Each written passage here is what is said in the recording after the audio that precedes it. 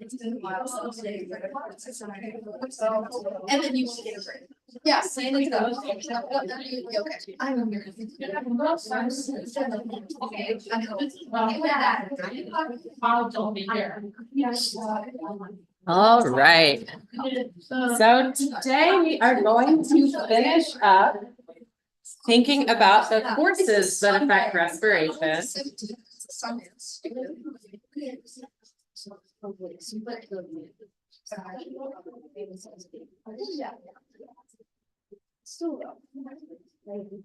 And move into talking about some of the factors affecting respiration. After we do that, we probably won't get to it today, but we're at some point going to be talking about measuring different lung volumes. So things you might measure in a patient to figure out what's going wrong. So one of the things that we will need for that discussion, we've already talked about. So reaching back, when we were thinking about that, we were thinking about breathing between breaths. We know that some of our air is staying in our lungs. And I want to make sure that we keyed in on that phrase, that word, before we get there.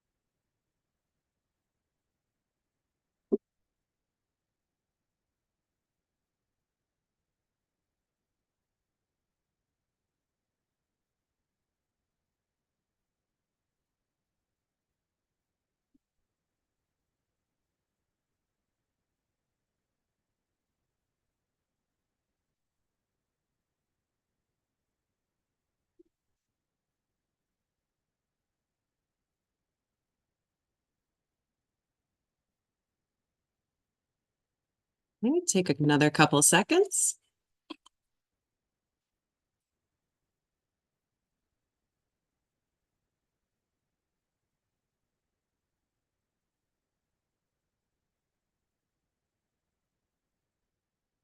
All right, good. Okay, so when we get back to the topics of our different lung volumes and lung capacities, these are all words that we'll see again.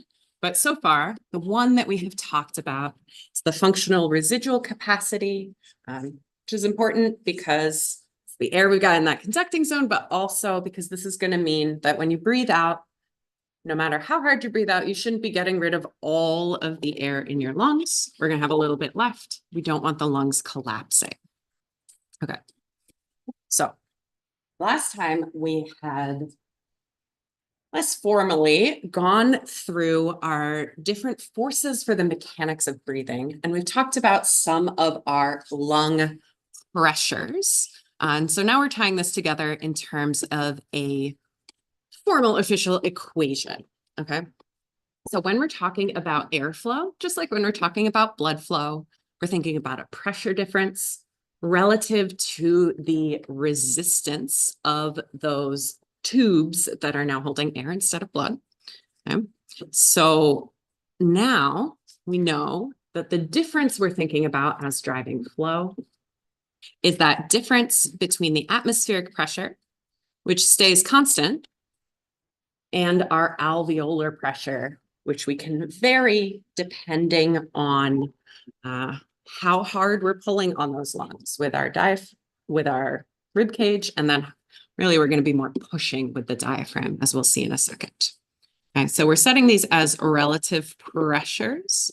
Okay, so when we have a pressure that's a relative pressure, what we're setting to 0 is our atmospheric pressure. So we're subtracting away any pressure in the alveoli, okay? So we know that if alveolar pressure is lower than atmospheric pressure, we're going to be breathing in, right? So we do this in terms of symbology, right? In terms of the math, right? Any negative number, right? If you put it into this equation, would give you a positive force for flow, okay? So that's why we can just look at that negative, positive in order to figure out breathing in, breathing out.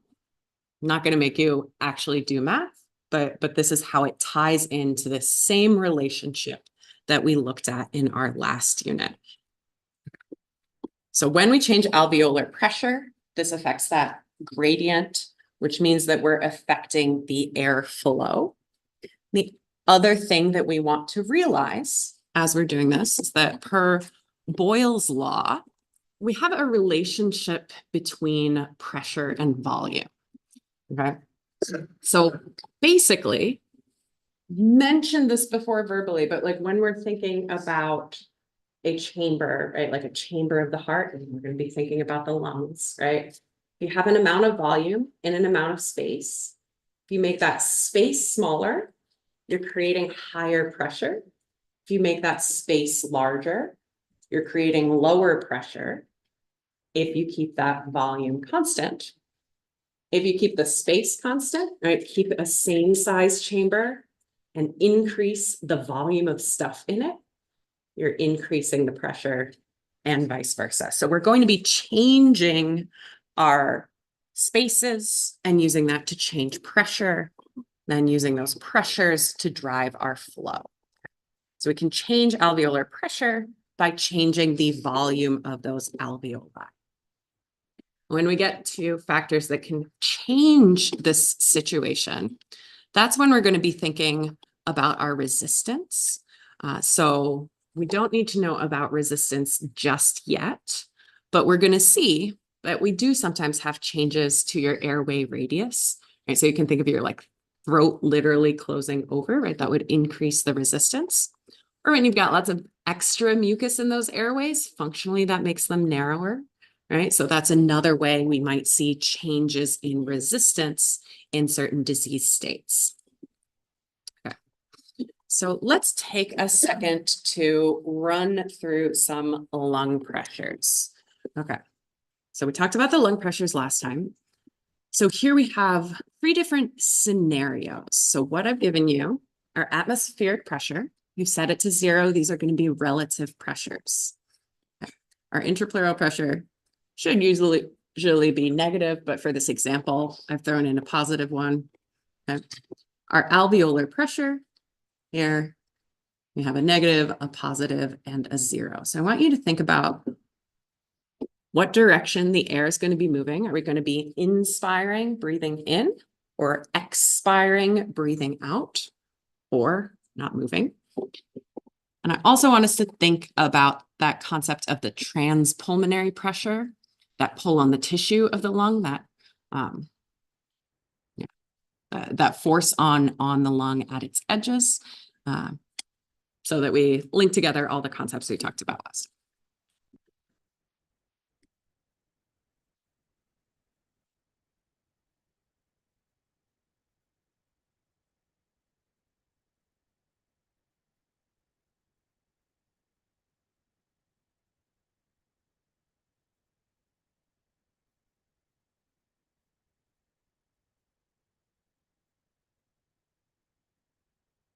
Feel free to do these independently or chat with a neighbor. I know sometimes it makes more sense if your friend explains it to you than if I'm saying it from the front of the room.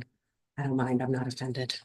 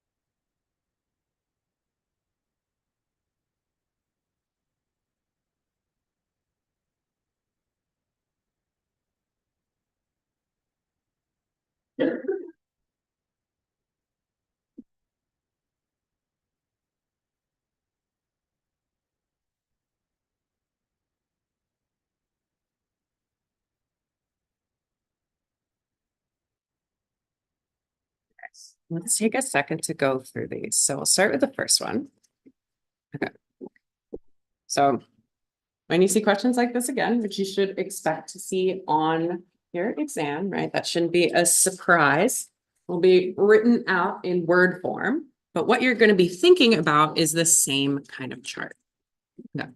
So what we're doing when we first start out with a problem like this, with our different pressures, right? All we need to know for the first part of the question, for figuring out whether air is going to move in or out, is comparing that atmospheric and alveolar pressure.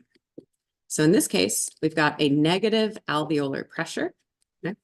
Negative pressure lower than 0 means our flow is going to move into the lung.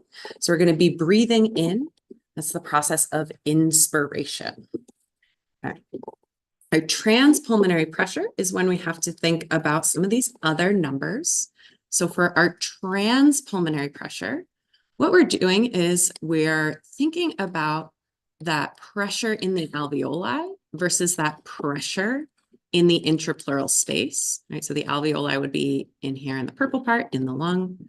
Then we've got that fluid-filled intrapleural space. And then we'd have like our ribs and muscles bracing the thorax. Okay. So to do that, we subtract our alveolar pressure minus our intrapleural pressure. So in this case, -1 minus -5 would give us a transpulmonary pressure of 4, kind of pulling on that. So for our second one, we're doing the exact same kind of scenario. So our first step, we're just looking for that alveolar pressure relative to the atmospheric pressure. So we've got a positive one now, bigger than 0, right? Alveolar pressure bigger than atmospheric pressure means that that pressure is going to be pushing the air out of the lungs. So in this situation, we would have expiration happening. Okay. Now, this intrapleural pressure isn't a normal one. It should usually be negative, but for our purposes, just for looking at transpulmonary pressures, we do the exact same thing. Take that alveolar pressure of 1, subtract away whatever our intrapleural pressure is. Okay, so here we'd get an example of -3.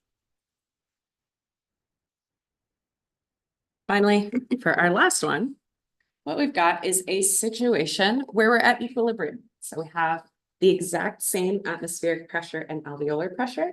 So we're at rest. We're between breaths, no air moving in or out of the lungs. If we wanted to count the transpulmonary pressure, we'd look at that intrapleural pressure, subtract it out, get a transpulmonary pressure of 6. Okay. Questions about how we look at these scenarios?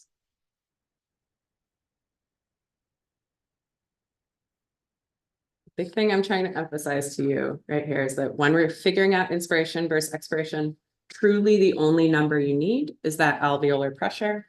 You don't have to pay attention to any of the rest of them unless we're asking about some specific strange scenario. So if we're asking about something that's not just breathing in versus breathing out, you might have to think about them. But if it's just inspiration, expiration, breathing in versus out, it's really that alveolar pressure that's driving this whole situation. Okay. Oops. All right. So back to that concept of pressure and volume. So I was trying to demonstrate with my hands here is demonstrated in pictorial form. So what we're looking at is the relationship between volume and pressure in a container. And so our container, as we think about the lungs, is really going to be our alveoli, right? So what we can see here is that if we have a certain amount of volume in a container of a certain size, we have a certain relationship between that pressure and volume. Okay? So our pressure and volume are related to chemical properties of the gas and the temperature of the situation. We're not going to be changing any of this nRT in our situation in the lungs, but we are going to see changes in pressure and volume. So we're going to be leaving those alone for the most part. So we're going to see that when we change pressure and volume, as we keep those constant, right? If you start with a certain volume and then you are compressing that container, you would see a change in the pressure, but in a container of a smaller size, right?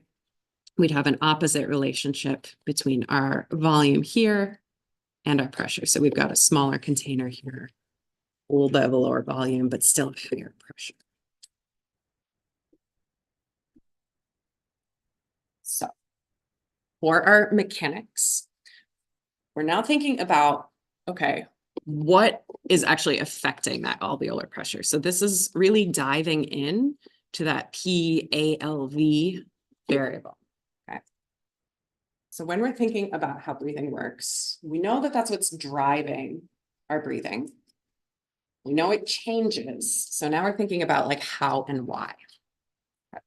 So basically what we can change is how much air we have in the alveolus, and also the size of the alveolus itself, how much space is in the alveolus. So that's what is being expressed here actually as our volume of the alveoli. Okay.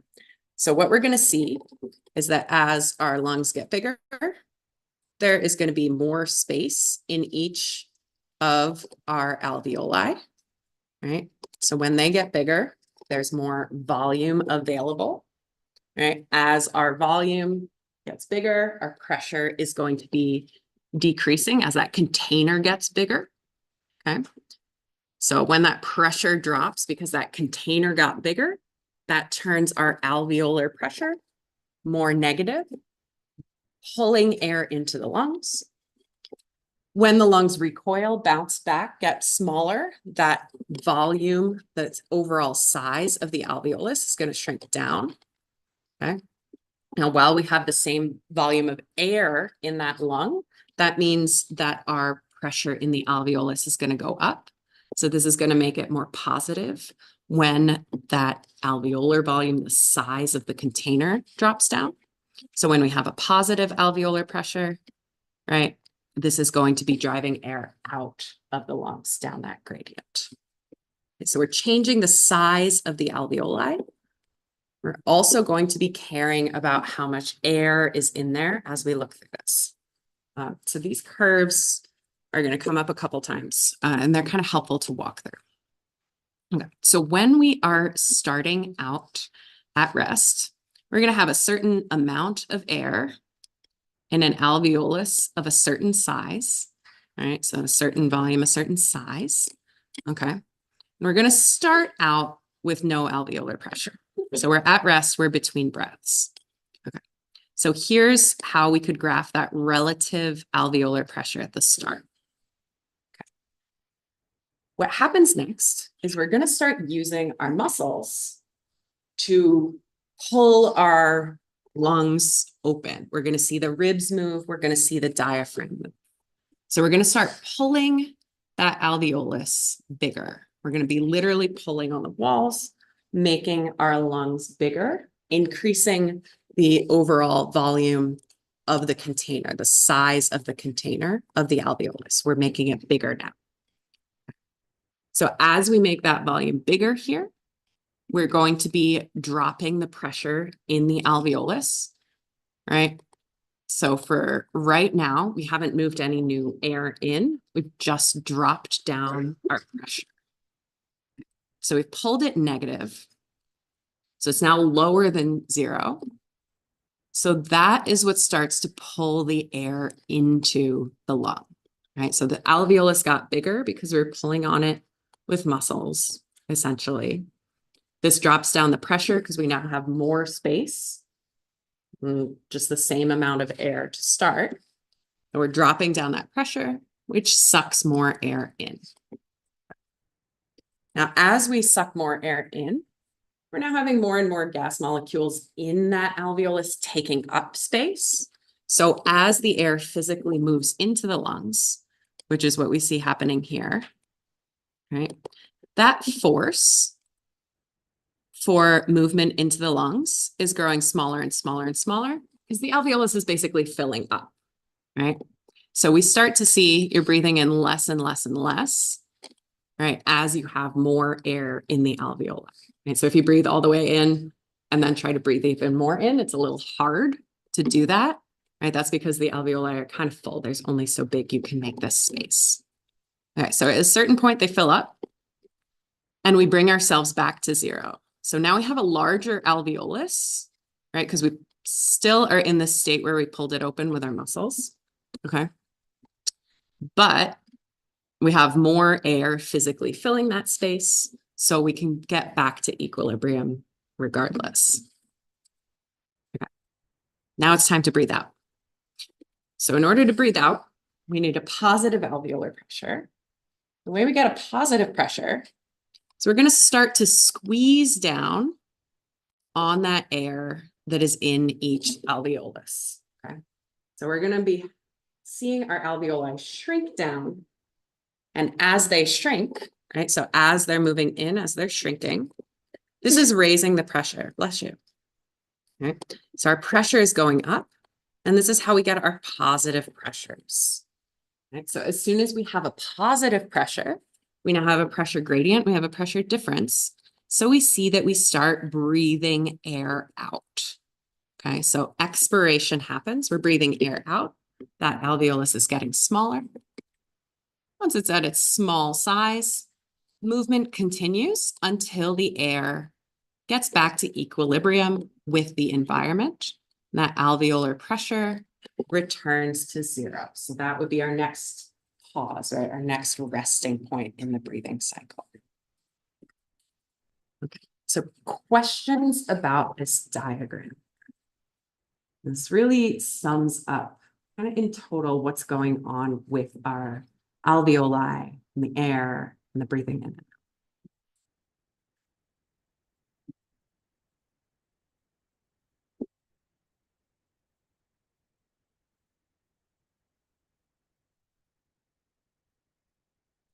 We can come back to it if you come up with some questions later. But this is really tying it all together. Okay. So now we can think about what hold on the alveoli, right? So I mentioned muscles are going to be involved here, right? Like physical force, right? We need to change the size of the thorax in order to change the size of those alveoli, okay? So we're going to have muscles associated with inspiration. So we're going to have muscles associated with breathing in.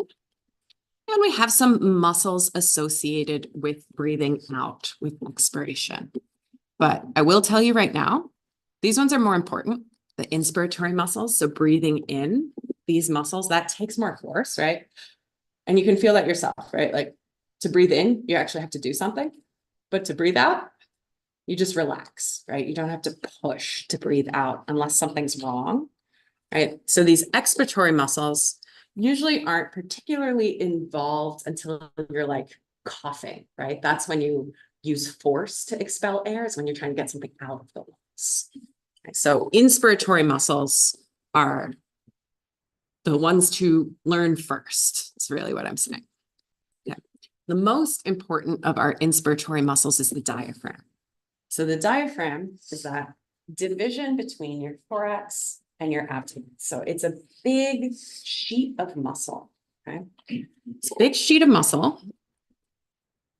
And when it's at rest, it's going to be kind of domed. So this is going to be my spine. These are my ribs. Okay. These are very bad ribs. This is very bad drawing. But what I'm telling you is, right, the diaphragm starts at rest, kind of curved up. So you want to think about it.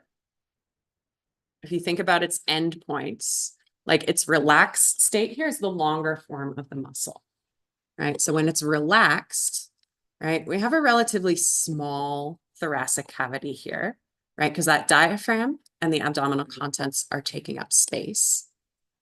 When the diaphragm contracts, right, a muscle contracting is those sarcomeres getting shorter, right? So a muscle gets shorter when it contracts. So when the sarcomeres in this diaphragm contract and make the muscle shorter, what happens is the muscle flattens out. Okay. And when it gets flatter, what's happening is that thorax is getting bigger. That space inside the thorax is getting bigger, which is dropping the pressure down. Okay. I'm just emphasizing this because the first time I thought about it, just seems like a diaphragm up, seems kind of contracted. But if you think about that sarcomere shortening, the muscles having to get shorter when you use force, make sure you've got the right direction. All right, so that's the diaphragm. Our external intercostals, you'll see in lab, they're between your ribs.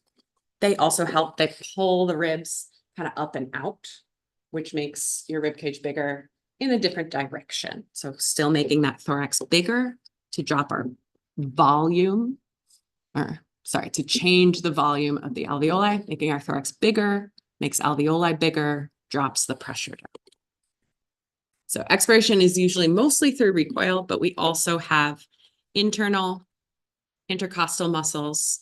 And if you use your abdominal muscles, right? So we'll see, we got some obliques, we got some rectus abdominis here. These are abs, super great abs, right? When they push, when you tighten your abs, right?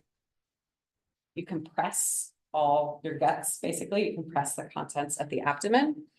So that has the effect of forcing stuff up towards the thorax. So shrinking that kind of space, increasing the pressure. So that's how you can like cough powerfully. So here we have pictures of those drawn out more beautifully. So here we have our inspiratory muscles labeled on the left-hand side. So in purple, we have that curvy diaphragm. So that's showing it in its relaxed state right before it contracts. And here we have those external intercostals. Find them because they're on the outside, but also their fiber direction. Looks kind of like putting your hands in your pockets. Internal intercostal muscles go the opposite way, and correspondingly, they cause your air to go in the opposite way. So they're expiratory. We also have some abdominal muscles that may come into play depending how hard you're trying to breathe out. Okay.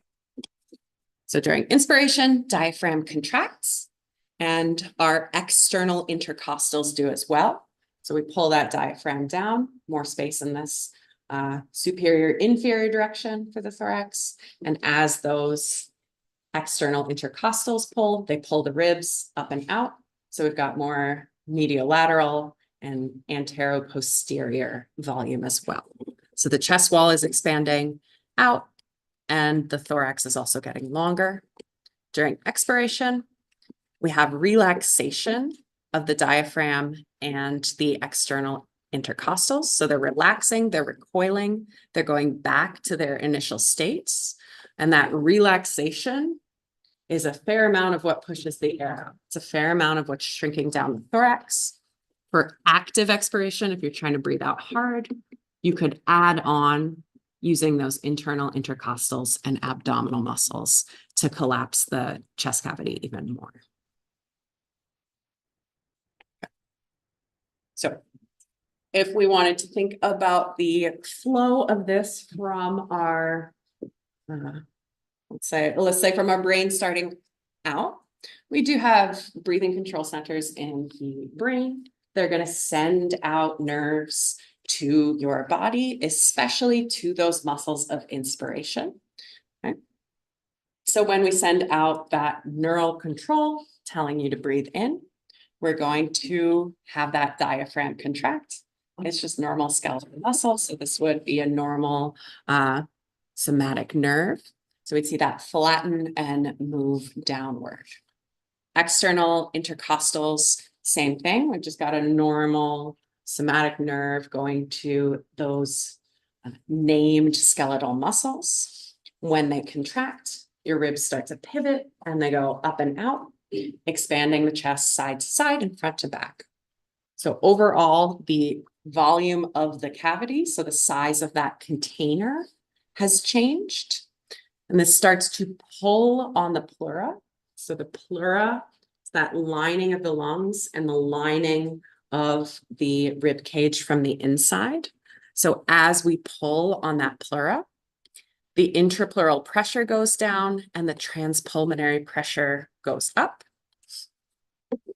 When we zoom in and look at the alveoli overall, what's happened here? That pull is pulling the alveoli larger, which means their pressure goes down, which means we start to have bulk flow into the lung. So we got our big picture here, right? So we're starting with our motor neurons up in this diagram. So we are sending out a signal from our brain through our nerves. We are going to those inspiratory muscles, the diaphragm and the external intercostals. They contract, right? So when they contract, diaphragm goes down, ribs go up and out. So the chest wall overall is expanding. This pulls on the intrapleural fluid, okay? So what we're talking about is these ribs moving out here is pulling on this space, right? So it's pulling harder on this space this way. And that pull, the overall effect,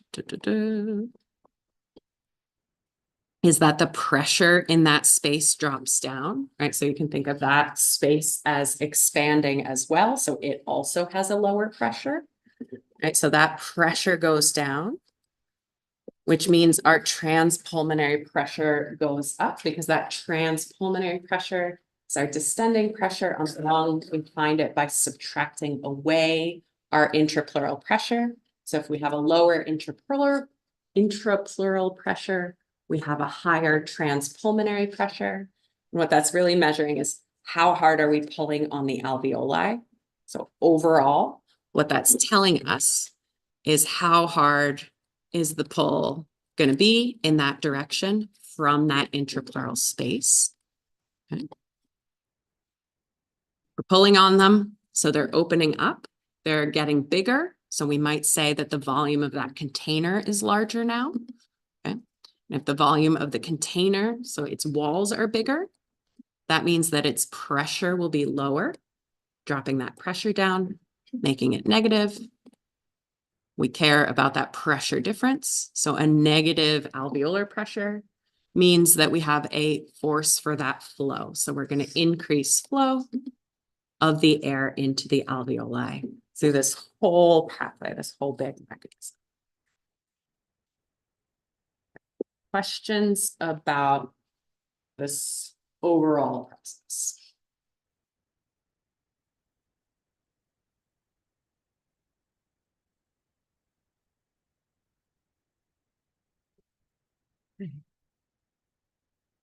We have negative feedback as well, because once you've got more air in the alveoli, this pulls that pressure back up because now there's stuff in there. So here we see a different form of this graph. Okay. So what we're looking at, right? We talked step by step about why we have this kind of sinusoidal form to our alveolar pressure, right? We have it going down below zero, then going above zero, right? We know that that is related to changing that size of the alveolus, right? So we're going to start out with a small alveolus. We make it bigger, dropping down the pressure. When we make it bigger and drop down the pressure, it's the pressure eventually will go up as air flows in. Okay, so we talked about that piece. What this is adding on is what's going on with the intrapleural pressure. So we can see here that intrapleural pressure is dropping during inspiration. So as your diaphragm is moving down, your external intercostals are pulling your ribs up and out, right? Suddenly there's like more space in that intrapleural space. creating a negative interpleural pressure. What we can think of this as is like sucking kind of on the lungs, right? So while we are moving those muscles, we have drops and drops and drops in our intrapleural pressure. Okay. Overall, our transpulmonary pressure, so that force on the outside of the lung, right, is changing at the same time. Okay, so we see that transpulmonary pressure, right, that difference between the two changing as that intrapleural pressure changes. But because the alveolar pressure is also changing, it's not a straightforward one-to-one relationship necessarily. When we start to breathe out, those muscles are relaxing, our chest is collapsing back in, our diaphragm is moving back up. That intrapleural pressure is going up, also changing that transpulmonary pressure as our pressure in the alveoli goes up, pushing air out. So we're packing that on there. So expiration, breathing out, normally passive. So passive meaning it doesn't really require energy. We're just relaxing in order to breathe out. So when we're no longer contracting those muscles, the lungs recoil, the chest wall also goes back to its initial position. That volume of the thoracic cavity is lower than it was before. Okay. Only if we want to really push air out hard. So active expiration is pushing air out hard, forcing it out. Only then do we need those expiratory muscles, which are our internal intercostals and our abdominal muscles. So we can have a faster shrinking of the thorax if we're pushing with those muscles. Now we're going to talk about some factors that can influence pulmonary ventilation. So influencing how air moves in and out of the lungs. That's what our ventilation is. Bless you. Okay. So one of the things that we're going to come back to is this concept of compliance. Okay. And we're going to come back to it in a more detailed way now that we're thinking about the lungs versus our blood vessels. So let's try and remember that relationship. So we talked about it when we were comparing arteries and veins. So you can think about that as you think about what high compliance was.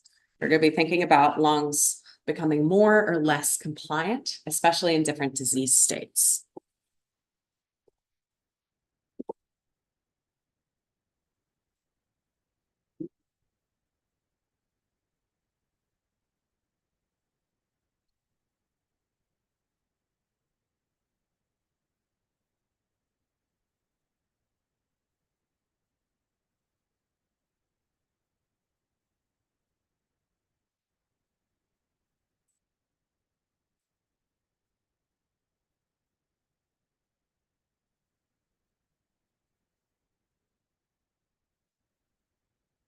Written these choices in this way because really what we should be thinking about is that graph, right? So it's a two-way relationship, right?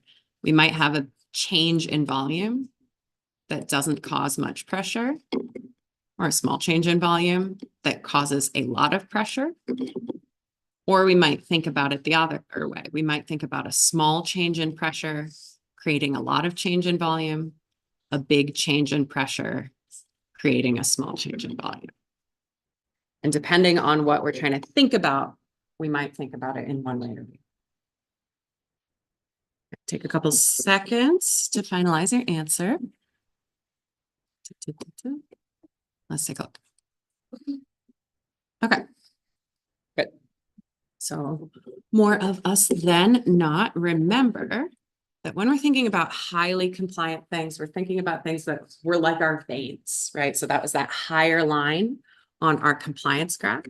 And what that shows us is that a big change in volume doesn't take much pressure. Okay? We're going to care about this because when we're thinking about the lungs moving, right, it's going to matter how hard it is to breathe, right? So if we change compliance, that's going to matter for how hard you have to work in order to change the volume and therefore change your alveolar pressure. Okay. So this was what we were talking about when we talk about compliance. This is that figure that I'm reminding you about. Okay. So when we had high compliance, that's this higher line, right? What we're seeing is that if we want a certain amount of volume, right? If we pick an amount of volume, we can get a lot of volume for something highly compliant with a given pressure. But if we have something with low compliance, we get way less volume if we have low compliance, right? So when we think about lungs, we're going to think about this like if you have a lung with low compliance, if you work the same amount, right, like pull your muscles with the same force, you'll only get a little bit of air, right? But if you have a highly compliant lung, that same pressure, that same force pulling on the lungs, you're going to get way more volume into the lungs. So we actually like our lungs to be quite compliant. It makes it easier to breathe. Okay. So we're going to think about lung compliance, which is going to have to do with tissue and fluids. And the other factor that we're going to think about when we think about ventilation, hopefully unsurprisingly at this point, is the resistance. So the resistance having to do with diameter of those airways. So when we're thinking lung compliance, what we're thinking about is like, how stretchy are they? How easy is it to change volume? Okay. So we could calculate it out if we wanted formally, right? So here is an equation if you wanted to do that. So what we can see here is this is why someone might care about that transpulmonary pressure, right? So that's actually what we have here in this equation down here, right? So we're saying that for a given compliance, what compliance is telling you is that you get a certain amount of volume for a certain amount of pull on the lung tissue, pull on the alveoli, right? That's what our transpulmonary pressure really is in everyday terms, right? And so for our lung compliance, if you have low compliance, right, you'd only get a little bit of volume for that given pressure. If you have high compliance, you're going to get a lot more volume into your lung for that same pressure, that same pull on the tissue. So we like our lungs to be highly compliant because it's going to make it easier to breathe in. It's going to be easier to inspire. We're only going to need a little bit of a change in that transpulmonary pressure in order to distend the lungs, in order to expand them. Okay. And that transpulmonary pressure was caused by our change to the interpleural pressure, which ultimately was caused by muscular force, right? So what we're saying is you don't have to contract the diaphragm that hard. You don't have to work those external intercostals that hard in order to breathe in. So we like lungs to be like veins, not like arteries. Which, if you poke a lung in lab, hopefully you'll notice, right? Like it's squishier. It feels kind of thinner. If we've got, I think we only have like one donor body with normal lungs in there. So that may or may not be your experience, but give it a try. Poke them. Okay. So factors that can influence the compliance of the lung, which we care about because we care about how hard it is for people to breathe in, are elasticity. Okay. So we haven't talked a lot about the difference between elasticity and compliance, but elasticity is kind of like rubber banding. You can think of a rubber band, they're elastic, right? So something that's more elastic, think about like a stiffer rubber band, right? One that's harder to pull, one of the big fat ones, right? So if we're holding more like elastic force when we stretch that rubber band, if we're having to pull hard there, that's going to mean you have a less compliant lung. So it's a give and take there. So elasticity of the lungs can make a difference. The other thing that can make a difference is the surface tension. So for our surface tension in the alveoli, right, we actually have a force in the alveoli that kind of causes them to want to collapse. And if your alveoli are trying to collapse, they're not going to expand very easily, right? If they're trying to collapse inward, that's the opposite direction, okay? So we don't really want there to be a lot of surface tension inside the alveoli, because that's going to make these lungs less compliant, which means it's going to be harder to breathe. You're going to have to exert more force, okay? So that surface tension exists because you do have a little bit of water in your lungs. If this is a moist environment, we've got water vapor. We humidified that air as we breathed it in through our conducting zone, okay? So we've got water in there. Water molecules want to clump together. That's what's causing that surface tension. That's what's causing that pull in that makes the alveoli want to collapse. So this is why we need surfactant. So that surfactant that was being produced by those type 2 alveolar cells in the alveoli is important because we need to break up those water molecules in order to kind of resist some of this surface tension and keep our lungs nice and compliant. So if we have more surface tension, makes our lungs less compliant. If we want to keep that high compliance in the lungs, we got to break that surface tension. So that surfactant comes from our type 2 cells. You can think of it as basically like a detergent, right? So when you make soap bubbles as you're washing the dishes, it breaks up the water, breaks up the grease. Same deal is happening in the lungs. So surfactant increases our lung compliance, making it easier to breathe in. So we'll pick up here next time, thinking about these different factors for lung compliance.